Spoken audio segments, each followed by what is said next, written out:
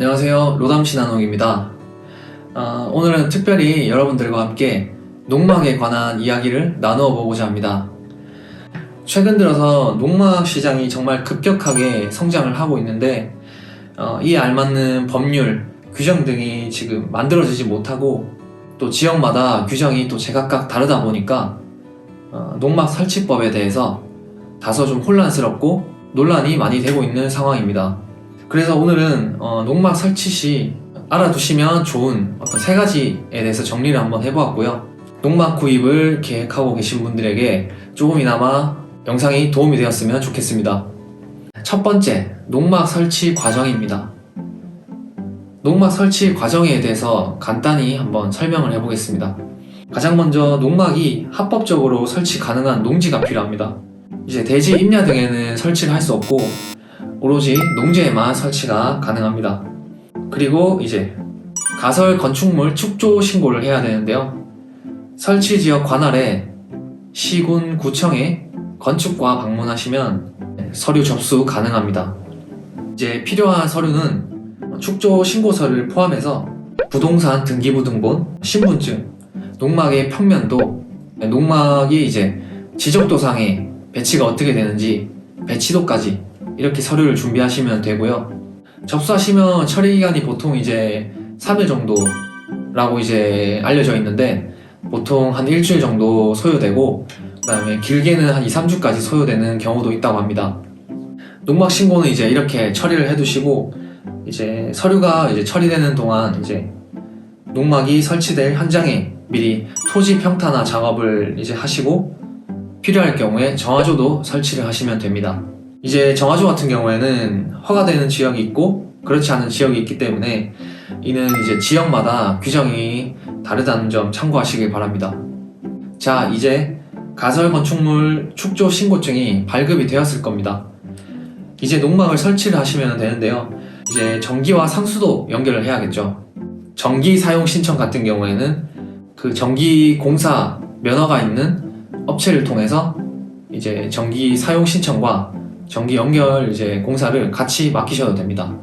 상수도 같은 경우에도 이제 시군 구청에 이제 수도과 방문하셔가지고 앞서 발급받은 신고 필증과 함께 상수도 급수공사 신청서를 작성하시면 됩니다. 그런데 만약에 이제 설치 지역에 상수도 인입이 불가능한 지역이다. 이제 이럴 경우 물을 이제 사용하기 위해서는 본인의 이제 사비를 들여서 지하수를 개발해야 됩니다. 근데 이게 또 비용이 적지 않게 들기 때문에 사전에 이제 상수도 인입이 가능한 지역인지 미리 사전에 조사를 해보시는 게 좋습니다. 두 번째는 이제 농막의 크기와 높이 그리고 또 다락의 크기와 높이는 규정이 어떻게 되는가입니다. 농막은 우선 이제 법으로 연면적 20제곱미터 이하로 규정을 하고 있습니다. 연면적이라는 말은 이제 쉽게 말해서 농막의 1층 바닥의 평수를 얘기하는 겁니다. 그리고 이제 이 기준은 이제 내부의 바닥이나 건물 바깥의 외경을 기준으로 하는 것이 아니고 건물 벽체의 내부의 중심선을 기준으로 하는 겁니다. 그리고 이제 다락 같은 경우에는 이제 농막 면적, 즉 연면적에 포함되지 않습니다. 1층의 바닥 면적이 20제곱미터 이하 이제 규정에 맞으시다면은 다락의 평수는 크기에 포함되지 않기 때문에 상관이 없습니다. 그리고 이제 농막의 높이 같은 경우에는 현재까지 정확하게 법으로 규정하고 있지 않습니다. 다만 농막은 이제 이동 시에 보통 5톤 화물차에 운반을 하기 때문에 이때 높이가 이제 4.5m를 초과하게 되면은 차량 이동 시에 도로의 전선 등에 걸리는 문제가 발생하게 됩니다. 그래서 이제 5톤 화물차 적재함이 보통 이제 1.1m 정도 되는데 그것을 이제 감안해가지고 통상적으로 3.3m에서 3.4m 내외로 농막을 제작합니다. 물론 이제 지붕을 분리형으로 제작하거나 적재함이 좀 더 낮은 저상 트레일러를 이제 사용해서 운반하면은 농막의 높이를 좀 더 높일 수 있습니다. 하지만 이렇게 하게 되면 이제 운반 비용이 더 많이 발생하게 되고 저상 트레일러 같은 경우에는 이제 차량의 길이가 매우 길기 때문에 이제 농막을 설치할 시골 마을이나 마을 진입로에 이제 차량이 진입이 불가능해집니다. 그렇기 때문에 이런 여러 가지 문제가 있다 보니까 어느 정도 이제 정해진 높이의 표준이 생겨나게 된 겁니다. 자, 마지막으로 세 번째는 정화조입니다. 농막에서 이제 싱크대, 물을 사용하고 화장실을 사용하시려면 정화조를 이제 설치를 해야 되는데요. 정화조는 이제 별도로 이제 법으로는 이제 규정을 하고 있지 않습니다.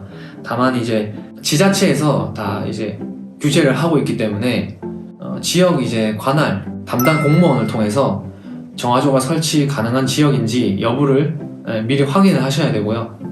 또 예전과는 다르게 최근에는 정화조 사용을 이제 많이 허용해주는 추세여서 사용 설치 가능한 지역이 많아졌는데 여전히 이제 일부 설치 불가능한 지역이 있기 때문에 미리 사전에 확인을 해보시는 게 중요합니다. 최근 들어 이제 시골 땅에 농막들이 무분별하게 생겨나면서 불법적으로 설치하는 사례도 많아지고 여러 가지 문제가 많이 생기고 있는데, 하지만 이제 농지법이나 여러 가지 규정 등이 정확하게 자리를 잡지 못해서 발생하는 문제들이 상당수입니다. 그래서 이제 무조건적으로 이를 이제 제재하기보다는 이 문제들을 잘 해결할 수 있는 좋은 법안들을 마련하고 이제 적절한 규제를 통해 양성화해 나가는 방향이 가장 바람직한 방향이지 않을까라고 생각합니다. 그것이 이제 일반 소비자에게도 그다음에 뭐 시골 경제, 농가에게도 모두 서로에게 좋은 방향이지 않을까 라고 생각을 해보면서 오늘 농막에 대한 이야기를 여기서 마치도록 하겠습니다. 영상 끝까지 시청해주셔서 감사드리고 좋아요와 구독, 알림 설정까지 해주시면 정말 감사드리겠습니다. 다음 시간에 또 뵙도록 하겠습니다. 감사합니다.